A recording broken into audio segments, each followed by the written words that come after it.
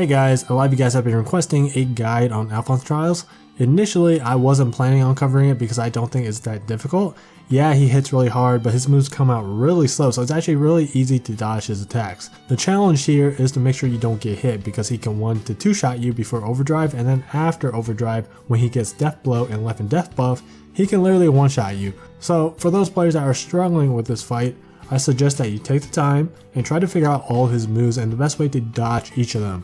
I won't be going over his attack patterns in this fight because I actually don't know his attack patterns. I just know all his moves and how to dodge them, so that's what we're going to be focusing on today.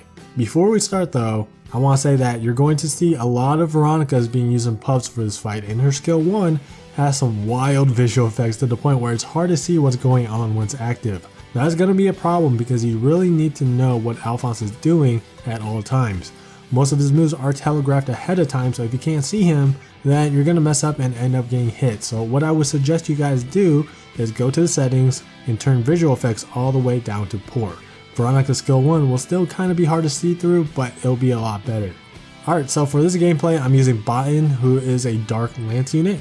Characters with ranged attacks are going to have an easier time in this fight. Go figure that Alfonse would be weak to a lance unit, right? Anyways, at the start of the turn, Alfonse will do Fissure Flash immediately. It hits in a straight line in front of him, and all you have to do is roll to the left of it or to the right. You can't iframe it with skills because it's purple and not red.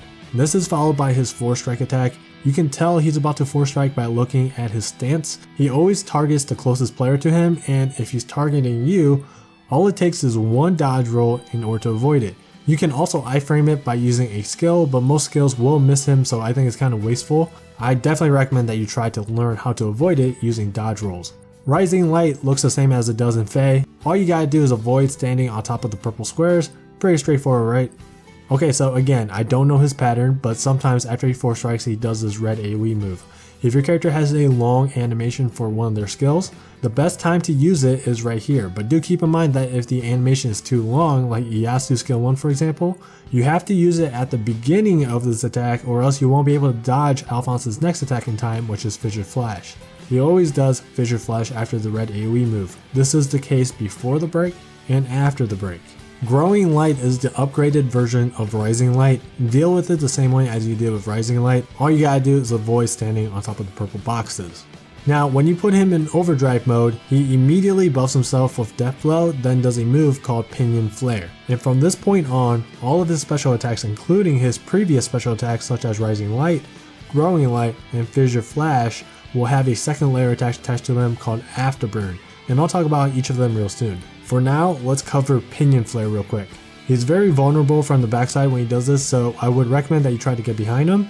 If you are unable to get behind him and you're stuck in front of him, then dodge roll the first part of the attack that hits the middle, then immediately roll back to the middle in order to dodge Afterburn.